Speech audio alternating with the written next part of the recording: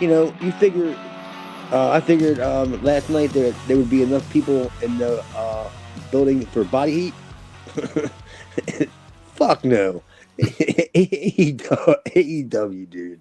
There was a Di- dude. There was a dude outside begging people off the street to come in. Dynamite in Knoxville. Dude, it was anything from Dynamite.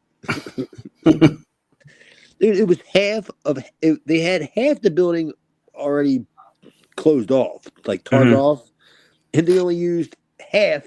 They only they only used half of that side, and they only used three sides. How many? What do you think around? What do you think is the like? If you're maximum seated in that building for wrestling, what do you think it would be? Oh, it's probably about 12,000. So they had what 3,000? Oh, I walked out of there guesstimating probably maybe 2,500 maybe. And because like I said, they downscaled they downscaled the building to it was almost in like a cafeteria.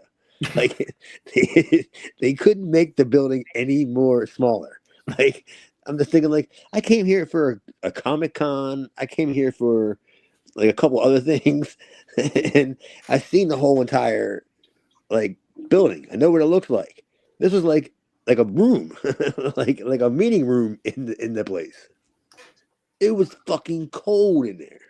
They And were they didn't like even ask for fucking tickets. just letting whoever in. Dude. That's wild. Like Jeff told me, like my buddy Jeff got stuck in Atlanta. His plane got canceled. So he had to get a rental car. He had to drive from Atlanta. So we were supposed to go out. It was supposed to be me, him, Tony Schiavone, and his wife. We're supposed to hook up and go out for lunch. But Jeff, he didn't text me until like 3 o'clock, telling me that he's pretty stuck in Atlanta and he's got to get a rental car. So he was 3 hours away at least. Right. So like literally, he just said, "Look, I ain't gonna make it. I'm just barely gonna get there on time for me to work to do my job." So he's like, "I left you tickets, like at the thing," and like me and the girl I went with, we just like we had the Uber drop us off. And we just kind of like walked up to like just it's all doors. So we just walked up to like one door and it was just open. And we just walked right in. Like we didn't even go. There was no ticket booth. There was nothing. Like it was just. And there were people outside literally going, "Come on in, everybody! Come on in! Be on TV." Man, like I've had it's been almost a pain in the ass sometimes to get inside a WWE house show. Like not even TV, just even a house show. Like we need to see your ticket in triplicate. Oh, dude, they were asking me if I knew any more people that can come. Can you call some people? Is it just you two? I was like, yeah, what? I can probably catch the Uber driver. Just to park if you let him park out front, just so you can get him on TV to make it look full. It was sad, dude. And good thing that it was so cold because I had a backpack with about 6 beers in them, and I had my winter coat like over top the backpack because I figured they were if they were going to check me, I didn't want to see a backpack walking in there. So when we saw the door was open, we just opened the door and just slid right on in. And I wasn't paying $13 for a 16-ounce Bud Light. Yeah, but it was a doozy, dude. I'm telling you. I didn't even. I think we got there about. Well, it was already going on. Like something was already in the ring when we got there. So I don't know what happened before. Mm-hmm. Do they do? I don't know how their taping structure works. Do they tape like Rampage? Do they tape that before Dynamite, or is that its own taping? Or I don't see how because there was nobody there like when it was Dynamite. You know what I'm saying? So I mean, I can't imagine you putting on a show like at 5 or 6 o'clock. You know what I mean? Yeah. And then your main show is at 8 o'clock, but there's nobody there for the main show. So I can't imagine like what it would look like if they and I'm sure they taped Ring of Honor. Like they were going to tape something afterwards, but I I think we left during what was it? Maybe the Edge and Pack. I think it was is when I called for the Uber. So like the match was going on or something, and we were just like making our way back out. We were taking like the long way. We weren't rushing to go right outside. We were like walking around the building. You know what I mean? Yeah. To get to where we told the guy to meet us at. Yeah, but it was something else, dude. I actually felt bad. Like I felt bad for the poor company, man. Like It just blows my mind that they don't just to take the approach that every single promoter in the history of mankind has taken. When Vince's business was down in 94 and 95, if he couldn't pack the big arenas, he didn't book the big arenas. He went to you know what I mean? Like, See, I don't get it though, because like I watched or attempted to watch the other night Dynamite, and I thought, hey, that's what I thought they did because I watched it and I was like, oh, they're set. They shrunk down their set, and they were like in a. It looked like a. I don't know what building it was, but it looked like the equivalent of like a Hammerstein ballroom or whatever. You know, mhm. I think they were in somewhere in Atlanta or whatever, and it's like, oh, they're it, doing something right or it smart at but least. They're but going to our smaller arenas. but the place they were at, it's the Knoxville Civic Coliseum. Like it's like the Baltimore Arena. You know what I mean? Like Madison Square Garden. It's like a real, you know, like a real place. You know, they have car shows and shit like boat shows and shit like that. But last night they had a bunch of no shows. It was, I mean, I didn't even want to say anything about Buddy. Like I didn't want to like embarrass him or anything and be like, dude, thanks for the tickets or anything. Well, I did tell him that we didn't even need them. I did say, thank, because he goes, I tried to get you floor seats. That's what I asked for. I don't know like what I got, but he goes, I got you. He said he had like 4 tickets, and I said no, it's just me and the girl that I went out with last night, and because she's like the only girl that I'm talking to that likes that like knows anything about wrestling. You can actually. It's funny. This may sound crazy, but I don't think it is. Actually, for me, I and Aaron knows because he goes to the shows with me. Most of the WWE shows that we go to are in Fort Wayne because we're like 30 miles from Fort Wayne. Okay. Yeah. And the Fort Wayne, I can tell how WWE's business is by when we go to the Fort Wayne Coliseum, because the Fort Wayne Coliseum actually has the big actual 17,000 seat person arena. And then there's also attached to it like a 3,000 seat convention hall. Okay. So I can tell how WWE's business is based on which part of that building they book for the house show we go to. If business is hot, we're in the big arena. If business is not, we're in the little convention area, Yeah, they have the same thing here.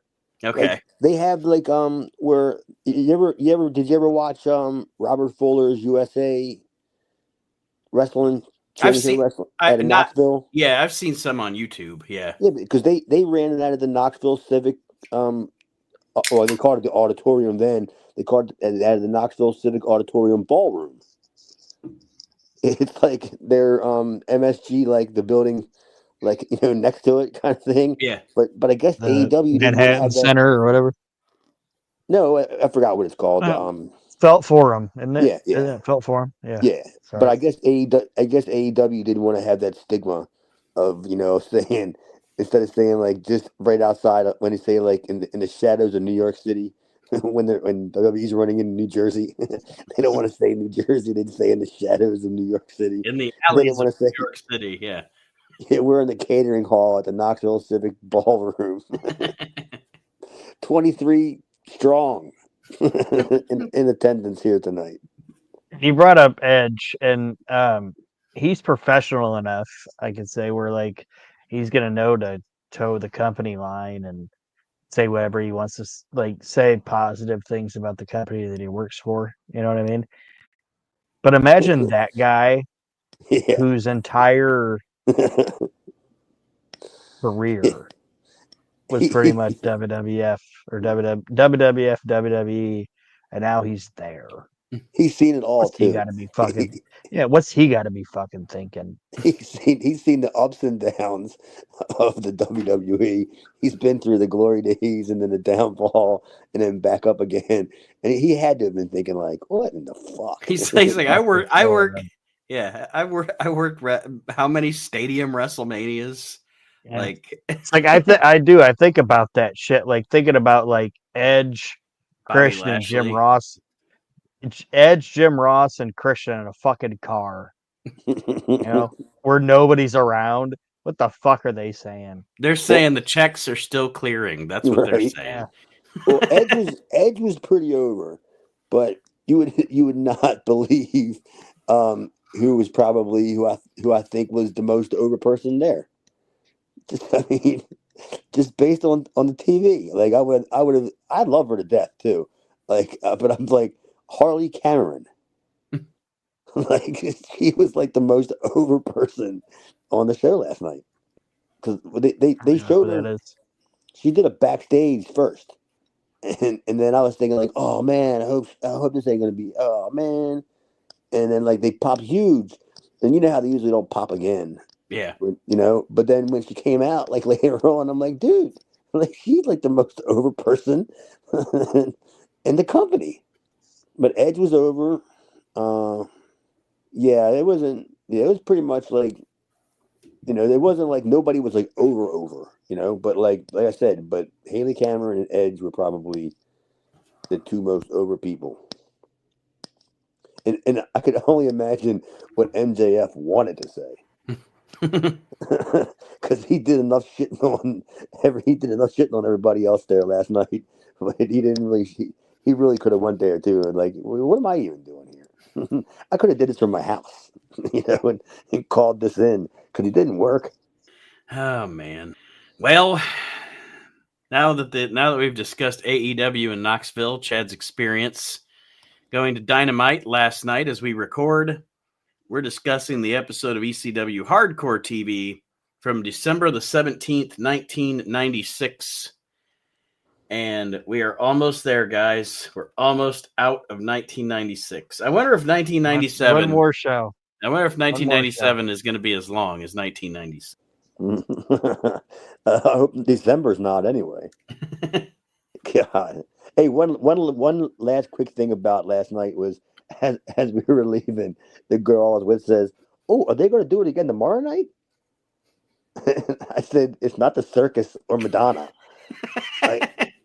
Yeah, and she's like, "What?" I go, "They're not taking up a residency." That's what I was gonna say. It's not Wayne Newton in Vegas. They're not living here now. It's like they barely did it tonight. I think that's pretty much like I think we did it more than they did. I think it was more action going on in the Uber than it was on the show. They had more Nordic fans than they probably had showed up to their fucking this was clown show. This was a doozy of an ECW show too, and sure enough, my mom walked in right as the show was starting. So she saw her favorite. I love that the past, maybe since he's been doing the shtick, maybe the past 3 months or so, the saga of Joel Gertner and Chad's mom. Yes, dude. She's got something for Joel Gertner for sure, dude. Like, she can't get. He would have seen it in '96. He might have wound up being your stepdad. Oh, that would have been great. And he could have like gave the toast like at my wedding. Then he was already dressed for it. Because she's like, "Look at him." I'm like, "Mom, I'm looking at him." You're the one that's looking at him. Here to toast your nuptials, the quintessential stud muffin himself. I was going to say, the quintessential stepfather. Joel. Yeah, she loves her some Gertner, man. Much like Tommy Dreamer loves the camera. As alluded to, this episode opens with Joel Gertner. Not the shaky camera so much this time. It was less nauseating than normal. Just what the did he camera, say not anyway? him. He was equally as nauseating, but What, Yeah, what I did he did. say? Anything I good? like Joel Gertner. I loved his opening. I think I'm just gonna start every reliving the extreme by going, "Good evening, losers." I loved that. I was like, that's a great opening. Yeah, I'm I didn't handsome. hear You're ugly. I'm smart. You're dumb. I didn't hear a Yeah, word he said, man, Joel's honestly. Joel's really um and I know he's gonna get even better, but he like I said, like or like I was gonna say, like he's already got the gimmick figured out and is doing a great job. And I know Paul's probably feeding him the lines, but at the end of the day, you get the lines and you get the gimmick, but you still got to perform it. You know what I mean? And Right, right, right. So and he's already hitting out of the park. just Do, think what he was doing like just a couple of months prior. did you ever have you had much interaction yourself with Gertner over the years, Chad? No, because um when I was there, pretty much Ortiz was, I think, still Right.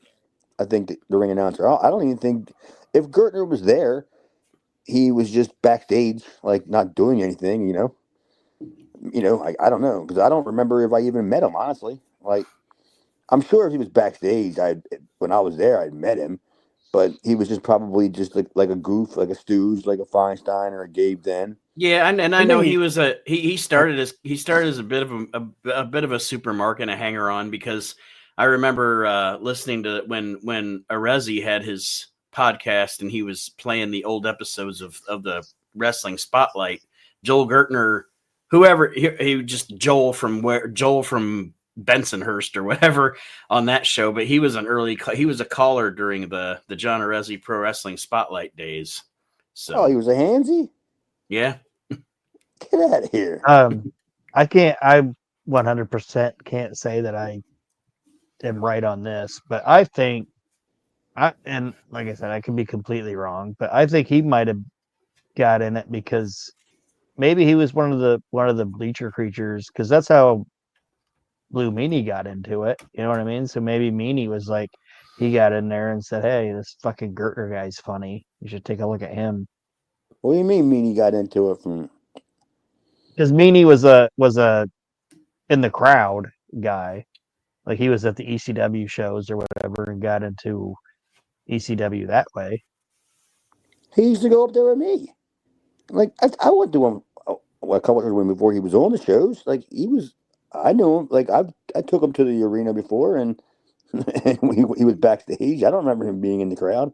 At least maybe he was before then. As I've heard story like front like I don't obviously don't know Meanie, but he talked about how he would be out in the crowd and shit watching ECW. So maybe he's working people, but that's what he used to say. I don't know. Hey, that's where I mean, essentially that's how I got it too. And Ian Rotten. That's how Ian got started. God damn it. Because I was there at the show with Ian and Jeff when I think it was Axel came out and said they needed somebody and asked if Ian brought his shit because they needed somebody for the Public Enemy thing. And Ian was like, I mean, I have my t-shirt and my shorts on. That's my Yeah, shit. I got my blade. He didn't need anything else because he was wearing his gimmick. I'm sure. Yeah, but I pretty much got started the same way too. Anytime I can shit on Ian Rotten, it's a good day.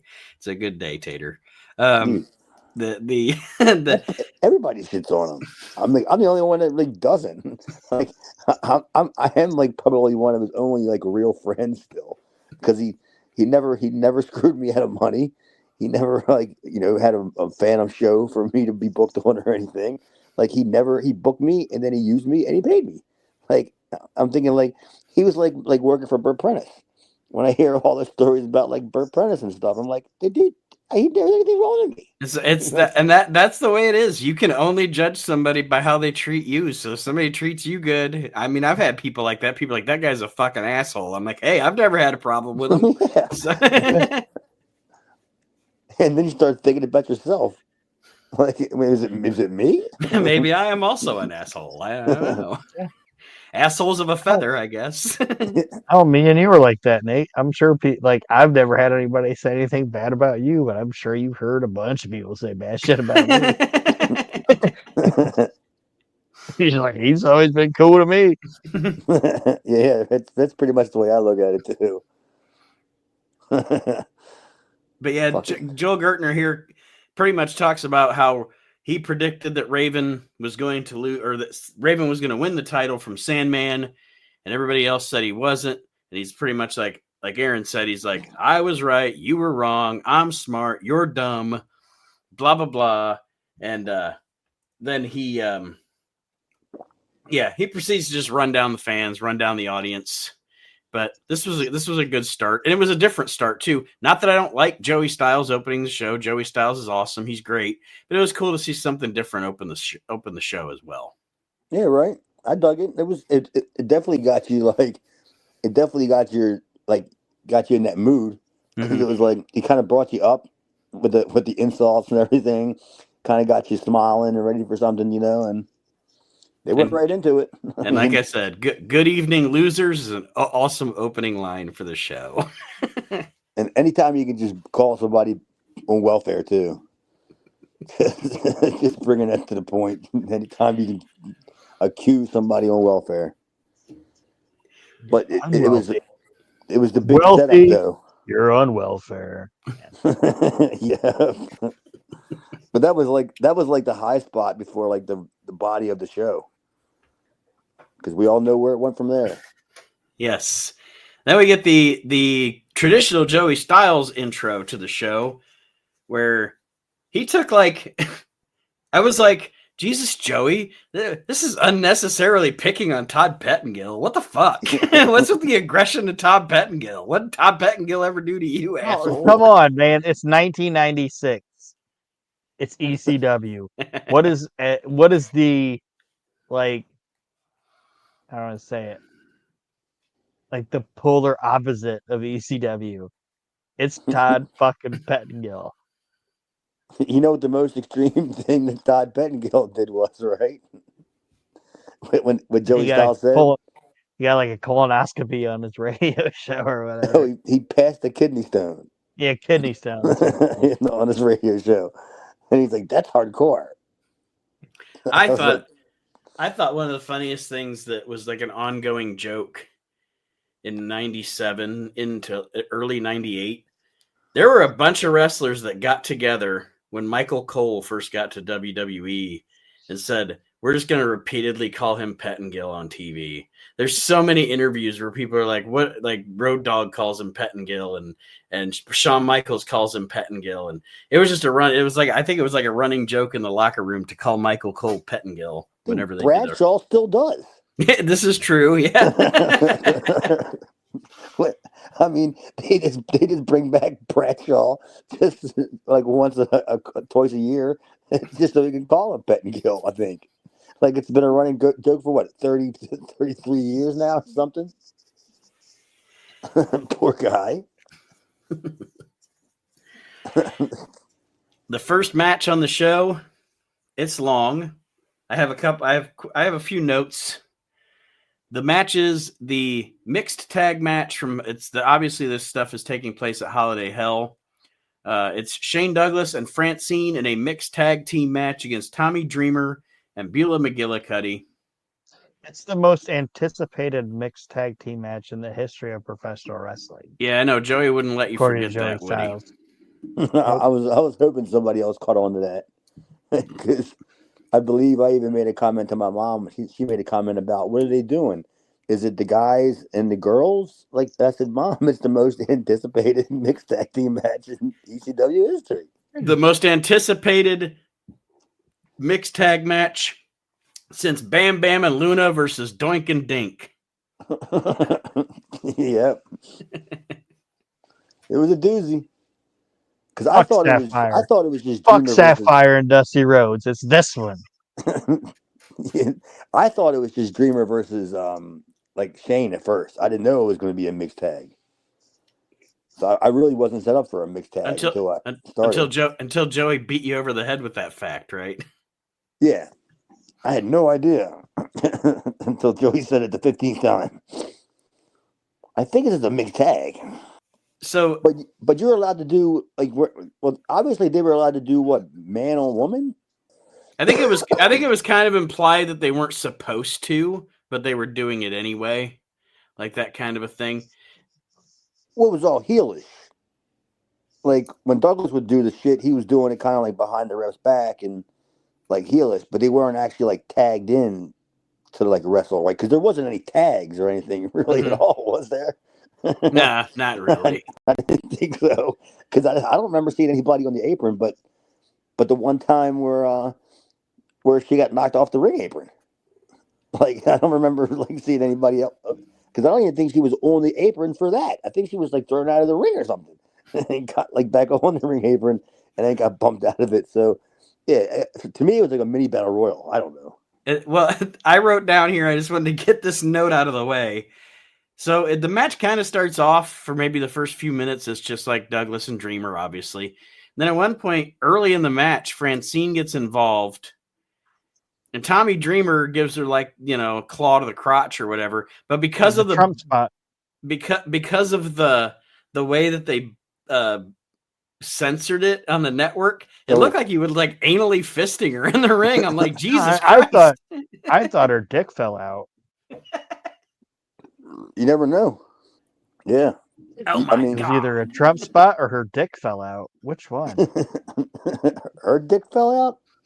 Because her dick falls out later, apparently. Oh, right. When he blurred it the one time, the last time? I didn't see her dick fall out. That's because they blurred it. I know, but I don't. I'm but kidding. I don't remember. I'm kidding. Francine doesn't have a dick. She's actually attractive.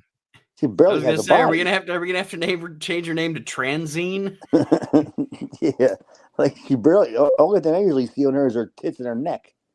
It's Franzine. They're both large. Stack of dimes for a neck and big fake boobies. Pencil neck geek, Pencil neck Francine. grit eating freak. You scum sucking pea head with a lousy physique. Sorry, I'm not gonna sing the whole Blassie song. I didn't know that this was the infamous match where the pile driver spot from the opening. Like as soon as they hit that spot, I'm like, oh, that's finally. I don't remember seeing this before. But that was the spot, right? Yeah. We'll never not see that again. But yeah, in all reality, like obviously it wasn't her dick that popped out. She had a mouth like in the match. There's a wardrobe malfunction, and the reason they censored the first one was because he did the Trump spot and he grabbed her by the pussy. But the second one, the pile driver, it's because in reality her tit falls out. Oh, is that why Joey made a comment about this match was going to be on like Extreme Warfare or something? Because he did make a comment about that. It's like if you neck beards want to see a titty. Yeah, she's got a nip. Francine had a nip slip in this one, and that's why they censored it. But yeah, it's just the match itself was a typical ECW brawl. There wasn't anything wrong with it. I did write down like Dreamer, for as much as we dog on Dreamer and Douglas, when they were in against each other, it was fine. And actually, Francine and Beulah getting into the cat fight, of course, huge pop from the crowd. And I also wrote down Beulah took a hell of a fucking shot from that cookie sheet from Francine too. She bent that fucker in half over her dome. Dude, you can't say that Beulah didn't like she did her shit, man. I mean, she took beatings. I mean, and she got hit like multiple times. Like, she did her shit. I can't say anything bad about her work. I mean, her work was not great, but I mean, she took beatings. Mm-hmm. She didn't. Yeah, she definitely she didn't put her hands up or get shy about it or anything. She ate that fucking cookie sheet, man, hard. And that's why she's with dumbass Dreamer. Tommy was just upset there weren't cookies. He ate them all. Oh, like somebody in the crowd had a big sheet of cookies and he had to eat them all first before she could use them. He dumped the whole tray in his pants. Fat ass. One thing about I think it's funny. Oh, sorry. No, I was just going to say, and we'll get to the finish in a minute. You can finish your thought, Aaron. But I was just going to say, the one thing about this match was I'm not necessarily. I don't want to say it was bad, but when I looked at the clock when it was over, when I looked at the time on the the timer or whatever at the bottom of the screen, it was only like they only showed like 10 minutes of it. I felt like I was watching this match for a half an hour. Yeah, I mean, because didn't they go like, because I think like after this was all done, they did like a Blue Meanie video or promo or something, right? And I thought they were going right into the Pulp Fiction. Like I was thinking, like this is it, like this is because the match seemed like it was the whole entire show. Mm-hmm. You know, I'm thinking like, wow, that was it. Then I was like, oh, this ain't Pulp Fiction. You had another thought you were going to say, Aaron. I cut you off. I was gonna say, like in this match, Tommy Dreamer, like I said, he forcefully grabs Francine's lady bits, and then he whips her tit out and gives her a pile driver. Okay, and during all of this, Joey's like, "Yeah, get him, Tommy." And then Shane Douglas hits a fucking belly to belly suplex on Beulah, and he's like, "Oh, this piece of shit." He just beat up that woman, that poor woman. It's like, wait a minute, Tommy did worse stuff to her. You To the other what? woman. You know what's funny that you say that? You want me to read you directly from my notes? Joey Styles tries to run down Shane, but Tommy Dreamer is also a woman beater. That's literally what my notes say. He forcefully finger banged the other chick and then dropped her on her head. This guy just like dropped Beulah on her back and left. And how many times has Tommy beat up Beulah? Every chance he got. Like that was the finish of every Dreamer match. He sheet to the head like a champ. Tommy's been beating her for a year. Probably still is. But yeah, Shane Douglas, for the finish, Shane Douglas kind of lays out Dreamer and then sneaks behind Beulah, turns her around, gives her a belly to belly, and pins Beulah. And then, I did love the fact that he hooked the legs. That was like the heel fucking shit was him hooking the legs. It was so funny. Dude, I felt worse for Beulah when he hit that belly to belly because you know that she's so light, like not weight wise. Did you see the awkward bounce? Like because the mat didn't move, like the ring didn't have any like spring whatsoever. She looked like you could have just drawn a chalk outline around her, like the way she was laying, like the way she was sprawled out, like her arms are off to the side and everything. I was like, that had to hurt. That had to have taken the wind out of her. The after the match, we get a promo from Shane Douglas and Francine. And pretty much Douglas was kind of mocking Beulah, because he took her out, but talking about what a tough opponent she was, that Beulah McGillicuddy. Hooked both legs, had a hard fought victory. Typical Shane. Being an asshole, and that's what he's supposed to be. Then Joey comes back, talks about Shane Douglas and the Pitbull feud with the Pitbulls. And then they, like we were talking about, what they did, the title lineage, that's like goes back like 2.5, 3 years. Last week, then they showed us a video of the history between I think Tommy, Douglas, the Pitbulls, all that. But they made it sound like it was this long, rich history. Yeah, like it was Dundee and Lawler. Yeah, it's all the way back to 1993. We're in December of 96. It's like, yeah, like it's Hogan and Piper or something. For those of you that can't remember, we're gonna take you. And God, just the way when they went back and showed all them old videos, the clips of it, just the production values, how far ECW has came with the quality of the video. I mean, just everything. I was just like, oof. I would have like thought twice about showing that shit. Like it looked terrible, that going back to 93 shit. Surprised they didn't show Max Thrasher, the old with Max Thrasher's ring and the Wolfman out there. The Super Destroyers. And the late great Hunter Q. Robbins. Oh, Herbe Ernesto. Anything. Those were the glory days of the show, guys. Back before we got into long ass 1996. The year that just never ended. Never thought we'd wish for Cabrini to come back. Or Jay Sully. I dream of all them. The new sitcom, I Dream of Cabrini. They should have made all them guys come back for something. I still wish there would have been Lights Out, Lights Come Back On. That's fucking Hunter Q and the Super Destroyers. It would have been fucking great. Belomo. And Belomo would have popped. They would have popped huge for Belomo. Because Belomo makes another appearance again, right? We're not done with Belomo, I don't think. I think he's one of those guys that, like, when you watch ECW, like, you'll watch something from like 98 or 99 and some guy will show up that you're like, I thought he was gone 96 and never came back, or 93 and never came back, but there he is. I'm sure Belomo shows up again. He probably is on a pay-per-view at some point. Barely Belomo. His big old boots. for the kids. Sounded like Super Mario. Fucking Belomo. The next segment that we get is a BWO segment.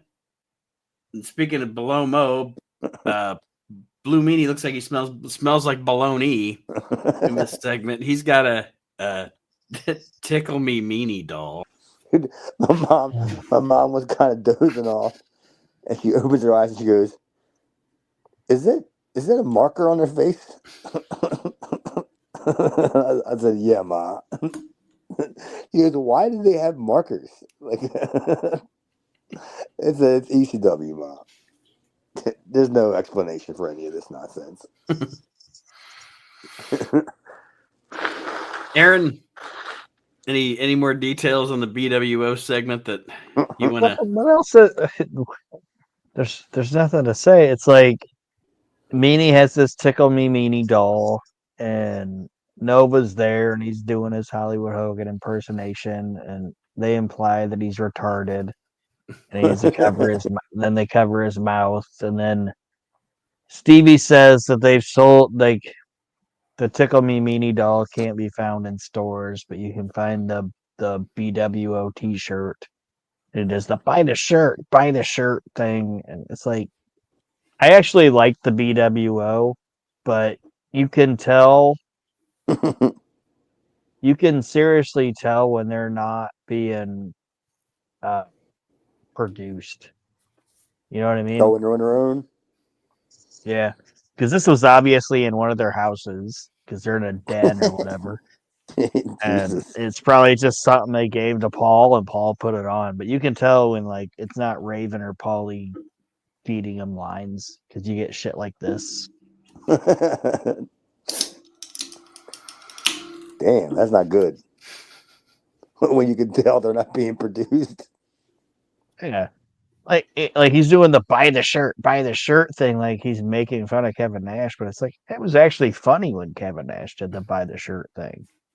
You know what I mean? You're just doing the thing that Kevin Nash did that was funny. You're not making fun of somebody if you're just taking the thing that was funny that they did. Right. If that makes sense. Well, that's their whole act. They're all posers anyway.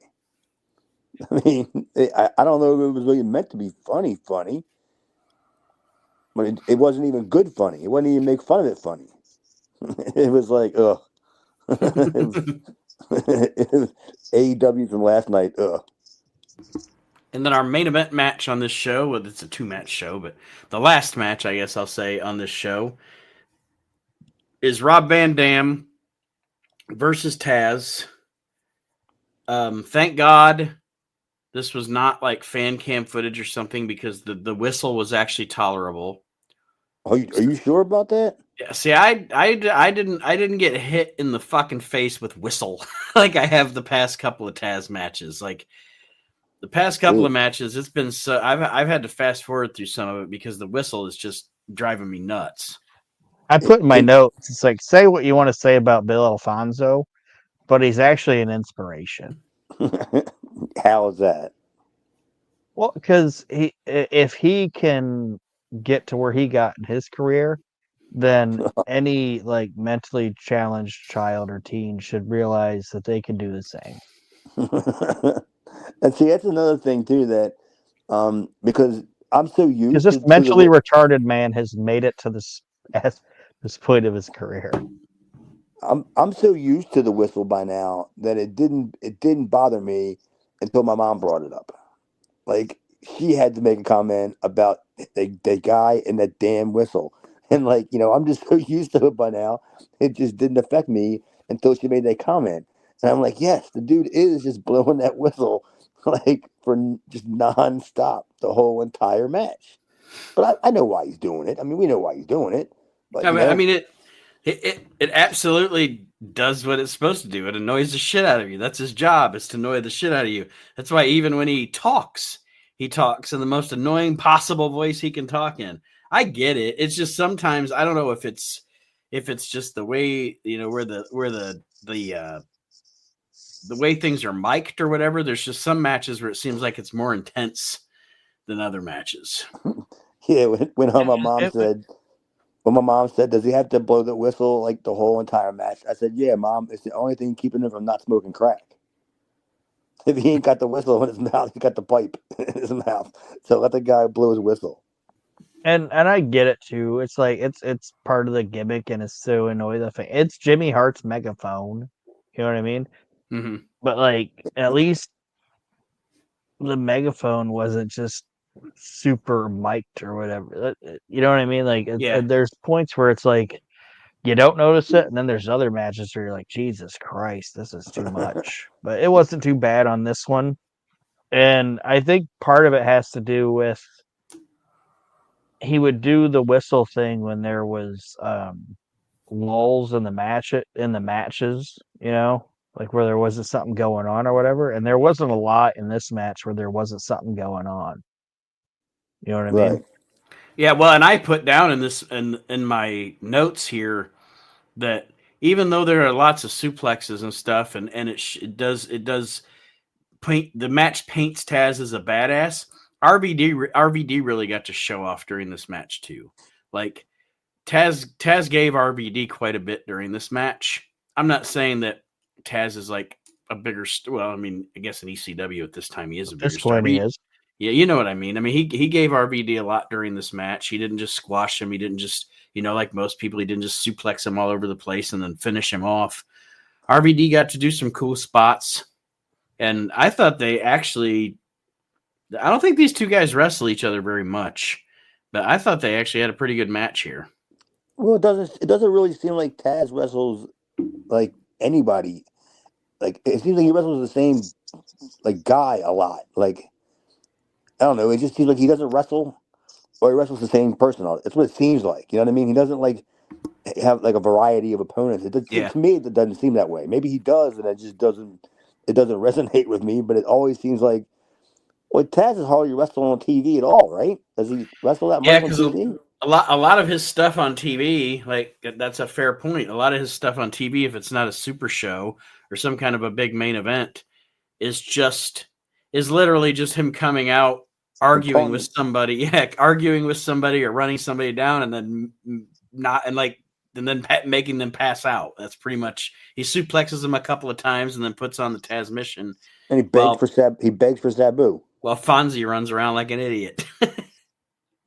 Yeah, and you know what the funny thing is about Taz, and I made a comment to Mom when I was watching it. I was like, dude, when I knew Taz pretty well back in the day, I'm like, Taz is like the furthest thing from a badass, and I just kind of like get a giggle, like I kind of get a smirk on my face when I'm watching Taz, and I'm thinking like, they make this guy look like he's a legitimate badass, when he's really not beating up anybody. He's little short, pudgy Pete Sinertia from West Massapequa. Like, do you guys remember those? Do you guys remember those? And it was actually a cool thing that WWE did. Those Legends roundtables where they take the guy, like they take like 4 or 5 guys, sit them down, and just talk about some shit, Yeah, yeah. and then show clips. They're the best stuff. Yeah. Yeah, there was one where they were talking, and Taz was on it, and it was talking about him coming into the WWF or WWE, either way. And he wrestled Kurt for the first time for his debut match or whatever. And Mike Hayes tells Taz, he was like, Kurt Angle was legitimately scared. And Taz was like, what? Like, are you fucking kidding me? And he goes, yeah. He thought, oh man, this Taz guy, he's gonna shoot on me or whatever. And Mike Hayes is like, you're an Olympic gold medalist. Like, you can fuck him up if you wanted to. And Taz is like, he was afraid of me. It's like, what the fuck? It's like, so even Kurt bought it. You know what I mean? That's what I was gonna say. That proves that they created an aura. Didn't you ever see the Taz in the magazine? Like when they had the fan things back in the the 80s or whatever? Did you ever see that picture of him in there? I don't think so. They would do like, it would be like fans would like they had like a little section in the after magazines or whatever where like they would pick like 4 or 5 different fans, and then it would be like his name, how old he was, where he's from, and it would be like his favorite wrestler was like Bruno Sammartino, and it says Taz likes the good guys. Like and it had that picture that you probably seen of Taz when he was a kid, like his yearbook picture, you know what I mean? And I was like, that's badass Taz. Favorite wrestler is Bruno Sammartino. And he likes the good guys. I like the good guy. I like the good guys, brother. I could imagine what Paul's face was like when Kurt Angle said that he legitimately thought Taz was going to fuck him up. Like, what? This is fake, right? Is this the first? You guys can tell me if I'm wrong because I put that in my notes too. Is this the first Van Daminator? We have a lot of similar notes, Aaron, because I have here on my notes. Is this the first Van Daminator? Because I don't remember seeing one prior to this. Because Taz takes 2 hellacious chair shots. He takes that one where he ran at him, and RVD just threw the chair at him, which was nuts or whatever. But then later on he hits that Van Daminator. It's like I don't remember, unless he gave it to Sabu and I missed it. I don't remember the Van Daminator until now. No, I don't remember seeing it either. That's why, like I said, I have the same note you had. I was like, because I know he's done some stuff with chairs with Sabu, but I don't think the Van Daminator has been one of those things. Well, they didn't even call it that here, Yeah, that's what I'm saying. Like he didn't even go, oh, Van Daminator. He's just like, oh, Jesus Christ. The one spot where Taz was in the corner, when he threw the chair at him when he was laying in the corner, the way I didn't know if Taz was supposed to get up from first, like, you know what I mean?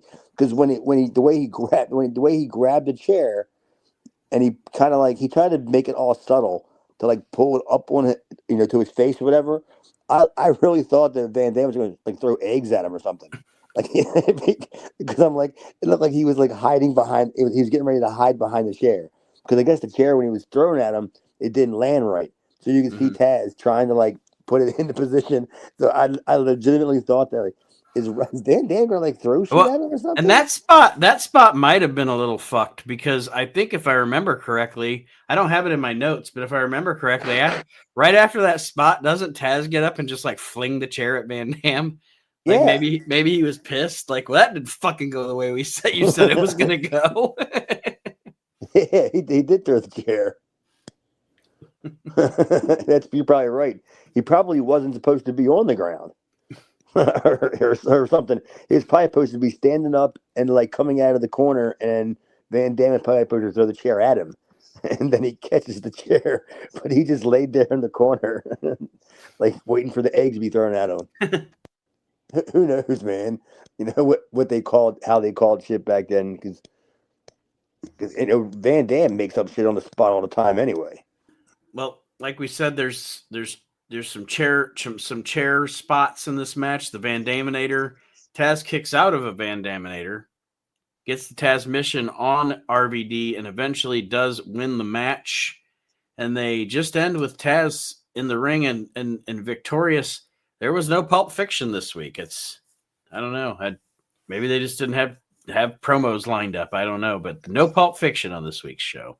I did like how he got him in it, but Rob's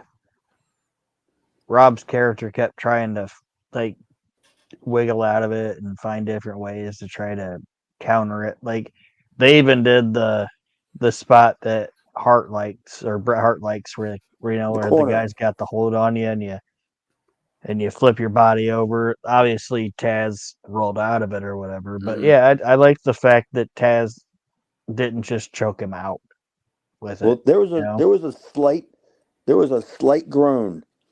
I don't know if they turned the audio down or how loud it was at the building, but there was a slight groan when Taz hit that spot. When Van Dam pushed off the buckle, and then he rolled back into that pinning combination, like the Bret Hart spot, the finish. Like you can hear it. You can hear the crowd thinking "Oh, they're gonna do that crabby spot," because it could have been the finish. Mm-hmm. The way the match was going and everything, you could have they could have easily have made the finish, but the crowd wasn't going to buy that. If they would have made the finish, they would have thrown eggs at him. Yeah, and I don't want to get too much into it or whatever, but the one thing I took away from this was obviously they weren't Paulie wasn't gonna job out Taz because they're going into the Taz Sabu thing at Barely Legal. Right. But I think this match is the first real big, glaring deal that Paulie really, really, really saw something in Rob Van Dam, because he didn't just have him get choked out. You know what I mean? And obviously you're going to see something in Rob Van Dam the minute you see him. But I think this is the first thing really where you're because I know they did the whole thing with Sabu. It's like this was Rob Van Dam's coming out party, in my opinion. That's what I was gonna say. It's the first big. It's the first real big match he's had that wasn't just Sabu. Him and Sabu, flinging around the ring and just doing Sabu and RVD shit. You know what I mean? Or Axel Rotten. Because even Joey Styles made a comment about he mentioned Axel's name because I think he did a couple of the same spots that he did with Axel, and I was like, oh, they're bringing up Axel's name in that spot again. Well, overall, I was going to say overall, I actually really enjoyed this episode of the show. The BWO thing was probably the low light. But you started off with the Gertner thing. Great opening. Joey Styles attacking Todd Pettengill. Dreamer and Douglas mixed tag match was better than it had any right to be. Right. And then the main event, the RVD Taz match, was good. So there really wasn't anything negative. My biggest complaint about the past 3 shows is I'm missing the Dudleys. Yes, but other than that. Yeah, I was thinking the same thing too. Because when I saw the Blue Meanie and I thought the show was coming to an end, then I'm like, damn, another show with no Dudleys. And then, sure enough, no Dudleys. But there wasn't any time. You know what I mean? They gave you what you said, 2 matches, basically 2 quality matches with some mixed in angles spots or whatever. You know what I mean? So I mean, there wasn't any room for no Gaga other than to get it out of the way with Gertner, and then you shove a 30-second, 60-second thing in there with the BWO, and the rest was all legitimate, high spots. It was a pretty decent show in my opinion. I would say this might be the first show that I might venture to say it was not a C. because I'm kind of stuck into that letter grade of a C. It was probably a low B, I would say. I enjoyed it because I didn't have a whole lot of notes, but that damn whistle. Aaron? It's like what you guys said. It's a 1 hour wrestling show. I mean, there's nothing wrong with it. It's how a 1 hour wrestling show should be. You know, you bookend it and just do a good job with it. They did what they needed to do, and they didn't, like you said, Nate. Both matches were really good, and there's a little bit of gaga with the BWO, but it's like that wasn't enough to sour me on it. So I enjoyed it. So, do you think it's safe to say that based upon the last like couple shows, that like they're really hitting a good stride with like a series of like quality shows, right? Haven't Yeah. they been Yeah. decent for the like good for the most part? So Yeah, we would say they're definitely on a roll. They're definitely we on the would roll say on a we would roll. say from what maybe what October, maybe we'll just say like November to Remember, I guess maybe from like November to Remember probably on like the TV shows have been quality. Yeah. So, Yeah. you probably And go a little bit before that too, but and, I'm just and they're looking at even it they're right gonna now. get they're gonna get better as you head closer to Barely Legal. Yeah. My biggest thing is Rob lost, but I think this was the first show that even though he lost, I think he came out looking like a bigger star than he has previous weeks. This was the best Rob Van Dam match they've had on the show, in my opinion. And Well, it he made didn't the tap, guy did look. he? Did he tap or did No, he he pass He he out? passed passed out. out. Okay, He there you passed go. out. That's That's what the I'm saying. Like he fought that Kaja Hatame for what, like a minute, Maybe longer. maybe longer, minute and a half, 2 minutes. And I just think he came out looking. When you can make a guy seem like a bigger deal losing than if it would have just been you know what I mean? Like Yeah. I I mean, don't know. and I just it was on a much larger scale, but Austin at WrestleMania 13. He lost that match, but nobody remembers he lost that match. You know what I mean? yeah. yeah. It's like Rob lasted longer in the Taz mission than anybody else did, and I think it established him as a bigger deal than even him beating Sabu, in my opinion. So I think this show was a win all the way around. Yeah, right on. Nothing to throw away, really. They could have squeezed some Balomo in there somewhere. Instead, we just got baloney meanie. Blue Lomo. Blue Lomo. Well, that means we're going to sign off unless either one of you guys have anything else to say. Want to thank our Nope. listeners, all our friends in Norway and Germany, all our very nice, fine Aryan listeners. Are we still running neck and neck with Bo James's podcast? The only two shows to listen to in Algeria is us and the Outlaws of the Independents. There's a Nigerian prince listening to us right now. He's going to fund us. Yes, like the guy that was gonna. It's the guy that was going to fund the GWF, Joe Pedicino. It's that guy. He had the Nigerian backer, I think, or at least he said he did. Yeah. Hey, by any chance, have you guys seen that kid on Facebook that has Down syndrome? That Baxter kid, the wrestling guy. No. Oh, you got to come across this guy. He's a gem, man. He's this kid with Down syndrome who just loves wrestling. I mean, like, and they take him to all the shows and everything, and they take him like he doesn't even realize how good he's got it, kind of thing. Yeah. You know what I'm saying? They take him backstage, and all the wrestlers are meeting him, and he's yelling. He was yelling at Rey Mysterio for because I think or Dominic, because Dominic turned on like Ray or something, and he was like, "Ow, why you turn on your dad like that? Why did you go bad?" You gotta watch. You gotta look out for that guy. And if you ever browsing on the adult websites, you gotta look up Whitezilla. I'm not going to do either one of those. But okay. Those are my tips for today. Look up the Baxter Down syndrome retarded kid and Whitezilla.